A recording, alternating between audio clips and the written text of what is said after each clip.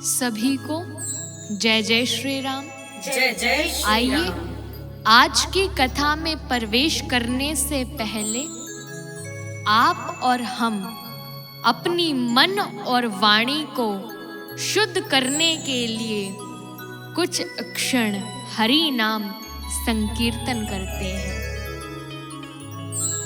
श्री राम जय राम जय जय राम, श्री राम जय राम जय जय राम, श्री राम जय राम जय जय राम, श्री राम जय राम जय जय राम, श्री राम जय राम जय जय राम, श्री राम जय राम जय जय राम, श्री राम जय राम जय जय राम, श्री राम जय राम जय जय राम, श्री राम जय राम जय जय राम, श्री राम जय राम जय जय राम। पिछले प्रसंग में हम सभी ने श्रवण किया कि किस प्रकार सब देवता शंकर जी के पास पहुंचते हैं और शंकर जी के पास आकर शंकर जी की प्रशंसा करने लगते हैं। शंकर जी की जब प्रशंसा होती है तो शंकर जी तुरंत समझ जाते हैं कि ये प्रशंसा क्यों हो रही है। आज अवश्य देवताओं को कोई काम पूरा करवाना है तो उसके लिए ये मीठी मीठी प्रशंसा कर रहे हैं। शंकर जी ने जब पूछा क्या बात है तो कहा कि आप विवाह कर लीजिए, हमें बारात में जाने का सुअवसर कई दिनों से प्राप्त नहीं हुआ। तब शंकर जी दूल्हा बनने के लिए चिंतित है, सोच रहे हैं दूल्हा कैसे बना जाए और श्रृंगार कैसे हो।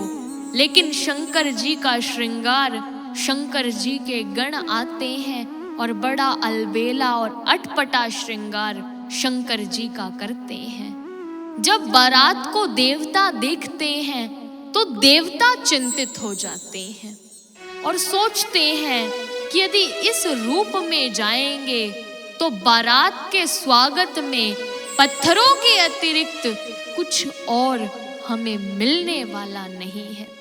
तो सब अपने अपने समाज को अलग अलग लेकर चलते हैं।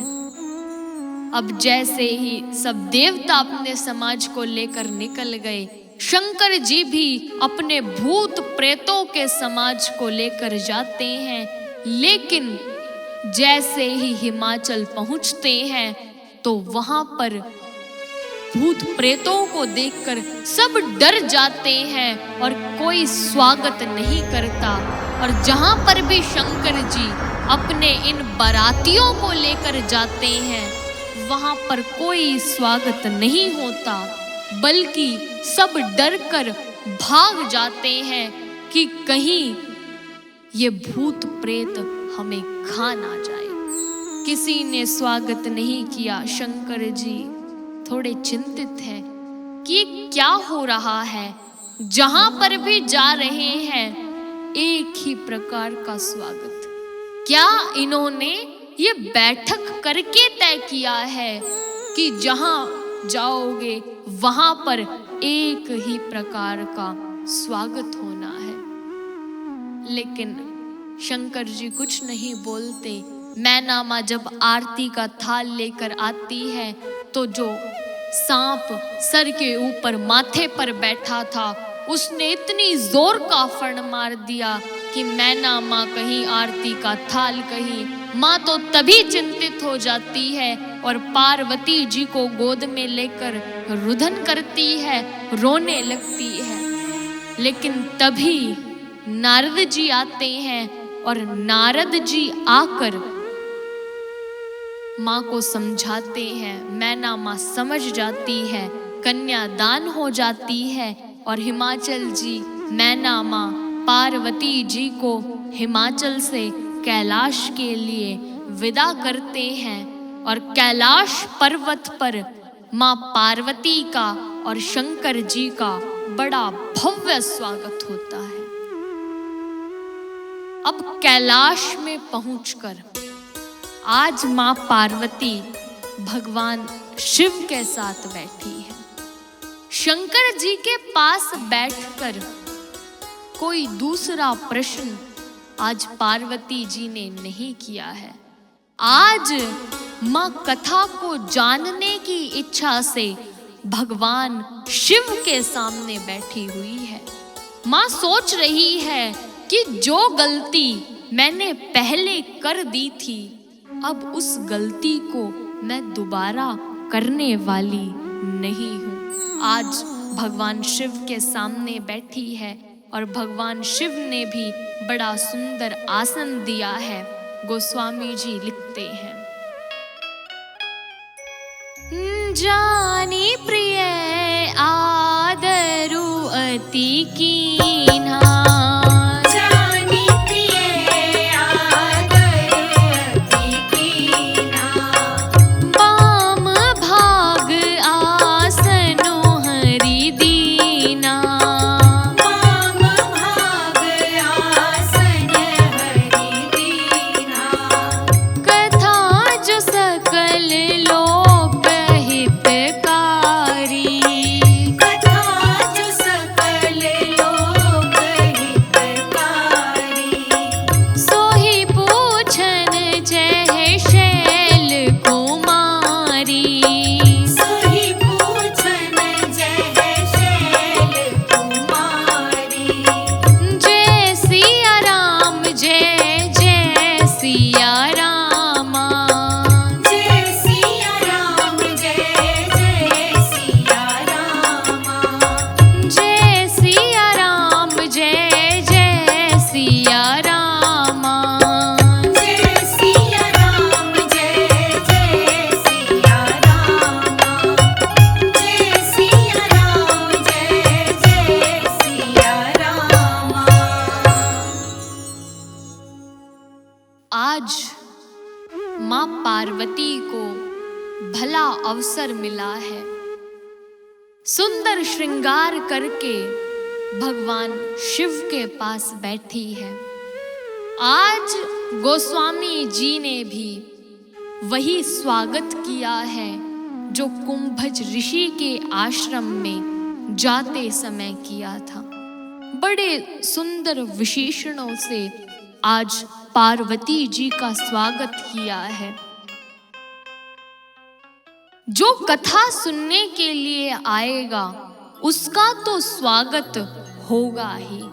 आज पार्वती जी भी कथा सुनने के भाव से आई है, तो कितने सुंदर शब्दों के साथ गोस्वामी जी ने स्वागत किया है। और जो कथा सुनेगा उसका स्वागत तो होगा ही। देखिए, जब आप लोग कथा सुनने के लिए आते हैं तो आपके आने से पूर्व ही आपके बैठने की व्यवस्था कर दी जाती है। गद्दे कालीन बिछवा दिए जाते हैं, क्योंकि बताया गया है जो कथा सुनेगा उसका सम्मान भी होगा ही। गोस्वामी जी ने दूसरी बात बताई है कि कभी भी कथा बुद्धिमान व्यक्ति नहीं सुन सकता, क्योंकि बुद्धि चंचलता का प्रतीक है और चंचल मन कभी कथा में बैठ ही नहीं सकता।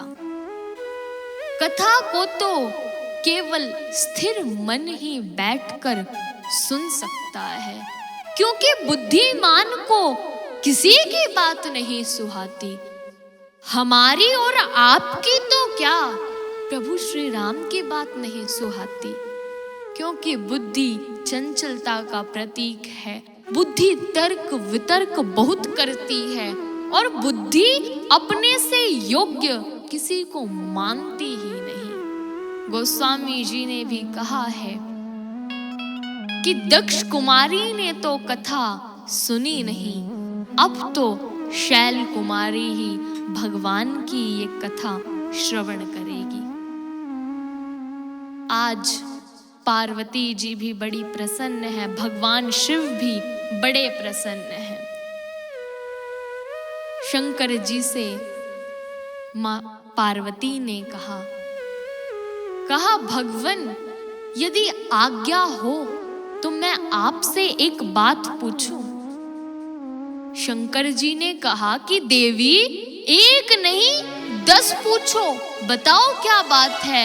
आज बाबा बड़े प्रसन्न हैं क्योंकि शंकर जी को तो भगवान की कथाओं से प्रेम है और बड़े भाव से कथा सुनाते हैं।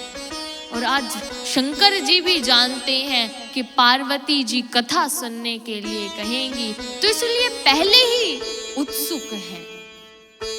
पार्वती जी ने बताया, कहा, भगवन, जिसका घर कल्प वृक्ष के नीचे हो, लेकिन यदि वो व्यक्ति भी गरीबी का जीवन जिए, तो भगवन ये सब लोग क्या सोचेंगे। शंकर जी ने कहा, देवी, ये पहेलियां मत सुनाओ, सीधे सीधे बोलो, क्या कहना चाहती हो, क्या बताना चाहती हो। पार्वती जी ने कहा, भगवन, वैसे तो मैं आपको क्या बता सकती हूँ, आप तो सब जानते हैं। गत जन्म में मैं आपकी पत्नी थी, सती मेरा नाम था।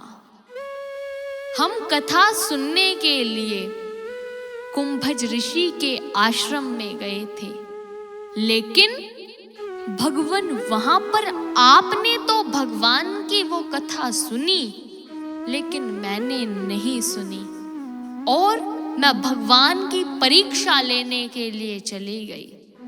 बस भगवन, इस अपराध में आपने मेरा 87,000 वर्ष का त्याग कर दिया। शंकर जी ने इतना सुना तो शंकर जी अब पार्वती जी से कहते हैं कि देवी, धन्य हो, आप धन्य हैं, आप धन्य हैं। गोस्वामी जी लिखते हैं और शंकर जी कहते हैं, धन्य धन्य गिरिराज कुमारी,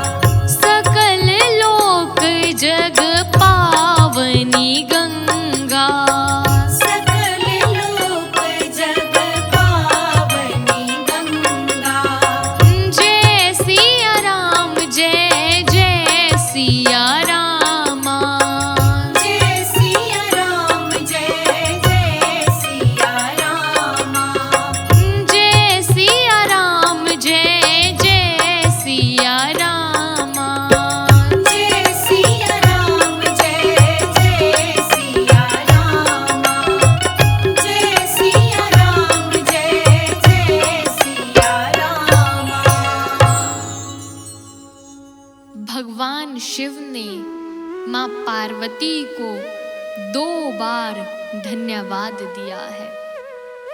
कहा, देवी, आप धन्य हैं, आप धन्य हैं। भगीरथ की गंगा तो कुछ ही प्रदेशों को पवित्र कर पाती है, लेकिन आपने इस कथा की नवीन गंगा को प्रकट करवाकर जगत को अनंत काल तक पावन होने का सुगम साधन उपलब्ध करा दिया है। आज गोस्वामी जी ने गृहस्थी के घर से कथा प्रकट करवाई है। कल जब कथा प्रकट करवाई थी तो श्री भारद्वाज मुनि का आश्रम था। और श्री याज्ञवल्क्य जी के मुख से प्रकट करवाई थी, लेकिन आज गृहस्थी के घर से कथा प्रकट हो रही है। तो सोचकर देखिए कि भगवान शिव और पार्वती जी की गृहस्थी कितनी उच्च है, कितनी महान है।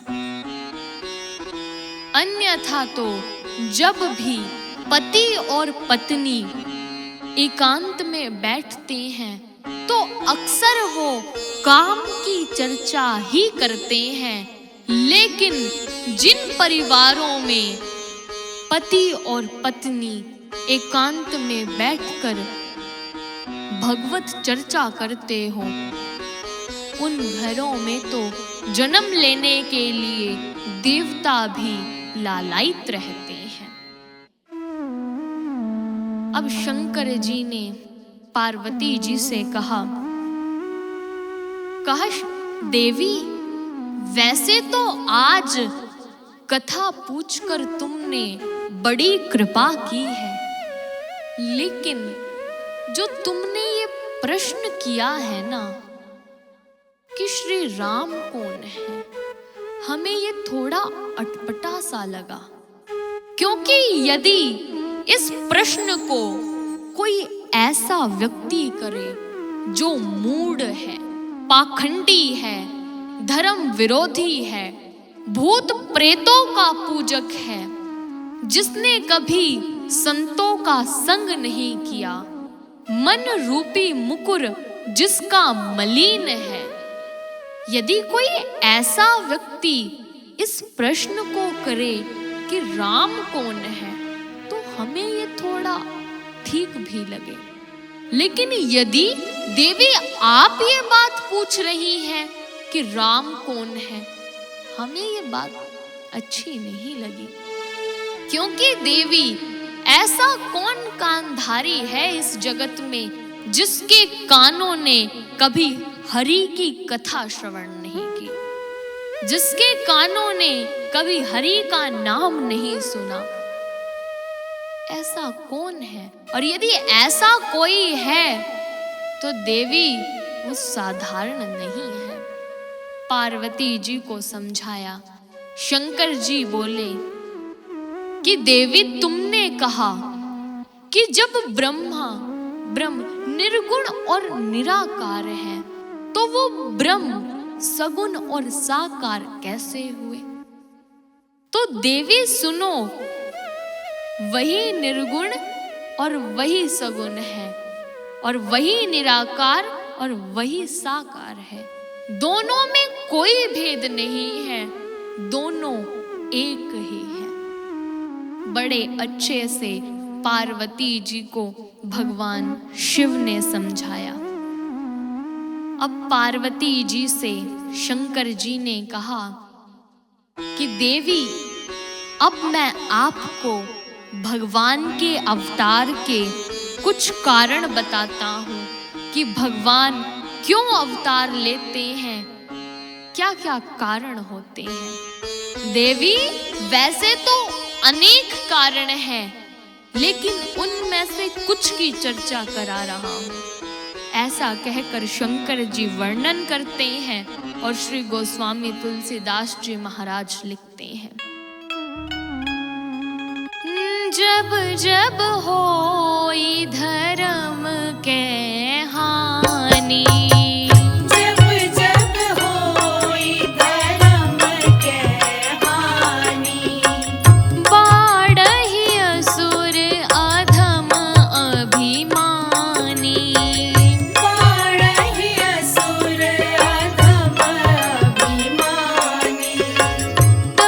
तब प्रभु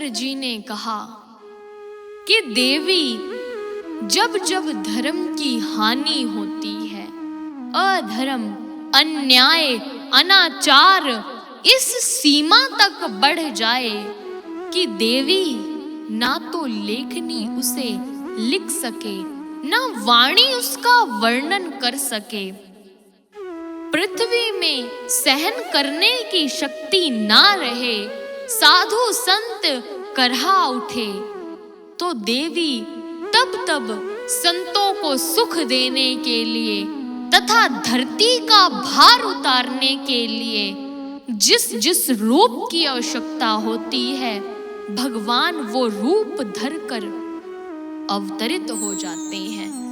वैसे तो देवी, भगवान के अवतार के बहुत से कारण हैं, लेकिन उनमें से कुछ की चर्चा करवा देता हूँ। अनेक कारण हैं, गोस्वामी जी बताते हैं। नाना भांति राम अवतारा, नाना भांति राम अवतारा, रामायण सतकोटि अपारा, रामायण सतकोटि अपारा, जय सिया राम, जय जय सिया रामा, जय सिया राम, जय जय सिया रामा, जय सिया राम, जय जय सिया रामा, जय सिया राम, जय जय सिया रामा, जय सिया राम, जय जय सिया रामा। कहा देवी, अनेक कारण हैं, उनमें से कुछ की चर्चा करवा रहा हूँ, लेकिन देवी ये मत समझना कि बस यही कारण है। देवी, अनेक कारणों में से केवल कुछ कारण बता रहा हूँ, बस ध्यान पूर्वक बैठकर आप श्रवण करना।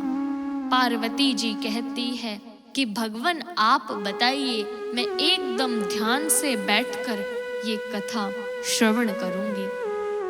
शंकर जी वर्णन करते हैं कि भगवान के अवतार का पहला कारण, भगवान विष्णु के दो द्वारपाल जय और विजय, इन्हें सनकादिक ऋषियों का श्राप हुआ। श्राप के वशीभूत इन्हें 3 जन्म राक्षस के धारण करने पड़े और भगवान इनको मुक्त करवाने के लिए 4 जन्म मनुष्य के धारण करते हैं। गोस्वामी जी लिखते हैं, जय अरु विजय जान सबको, जय अरु विजय जान सबको, द्वारपाल हरि के प्रिय दो, द्वारपाल हरि के प्रिय दो, विप्र शराप ते दोनहु भाई, विप्र शराप ते दोनहु भाई, तामस असुर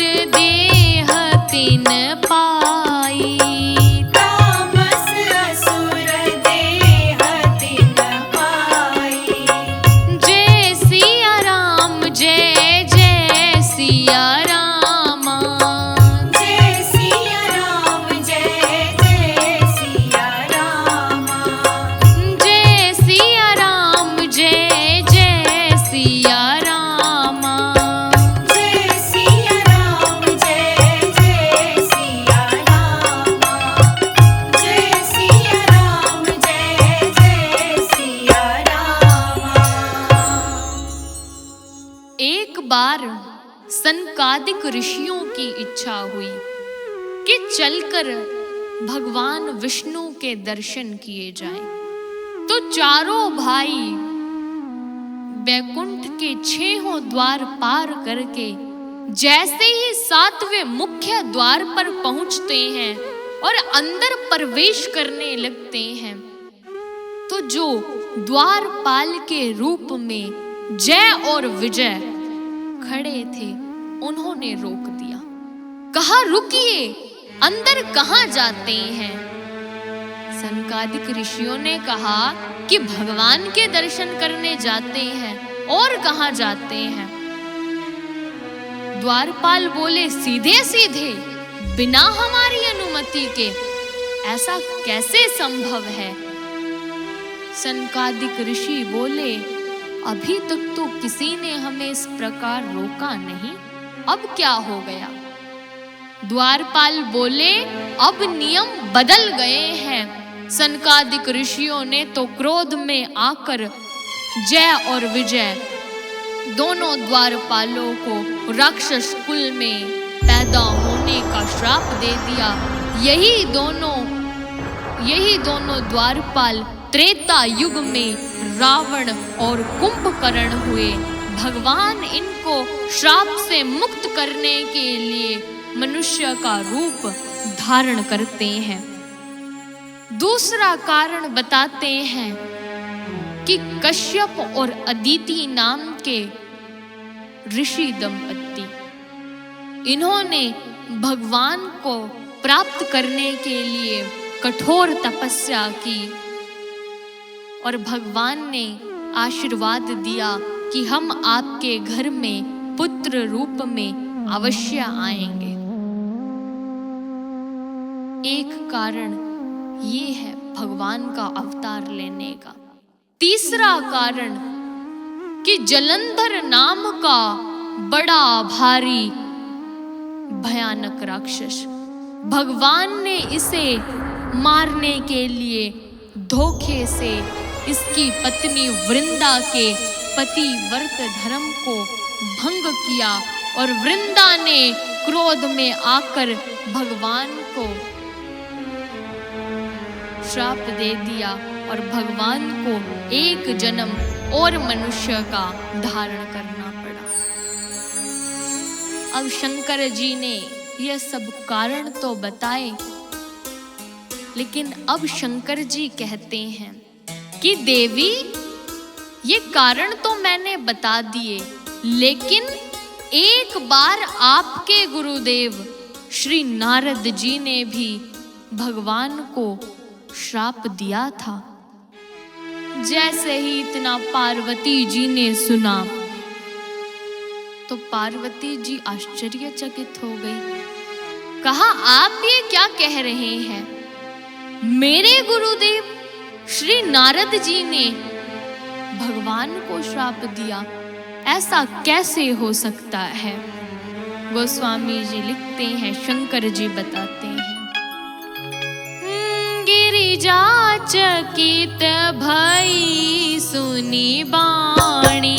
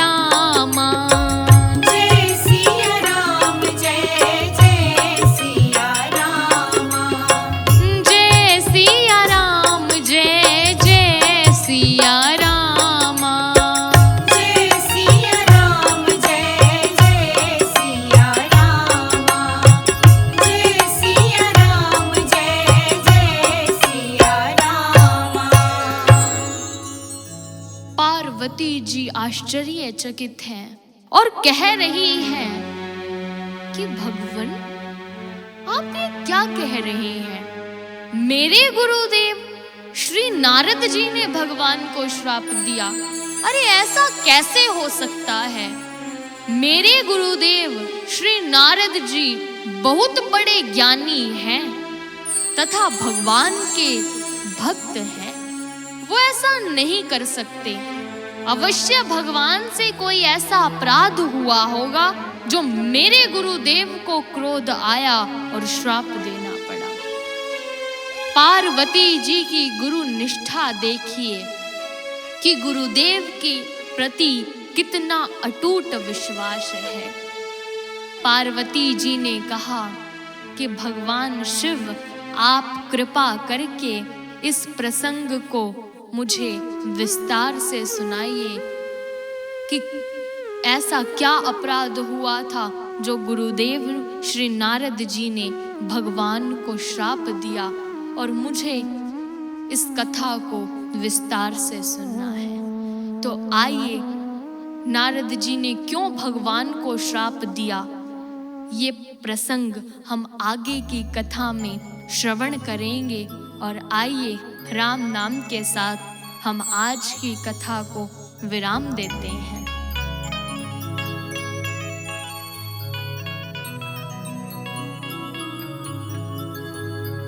श्री राम जय राम जय जय राम, श्री राम जय राम जय जय राम, श्री राम जय राम जय जय राम, श्री राम जय राम जय जय राम, श्री राम जय राम जय जय राम, श्री राम जय राम जय जय राम, श्री राम जय राम जय जय राम, श्री राम जय राम जय जय राम, श्री राम जय राम जय जय राम, श्री राम जय राम जय जय राम।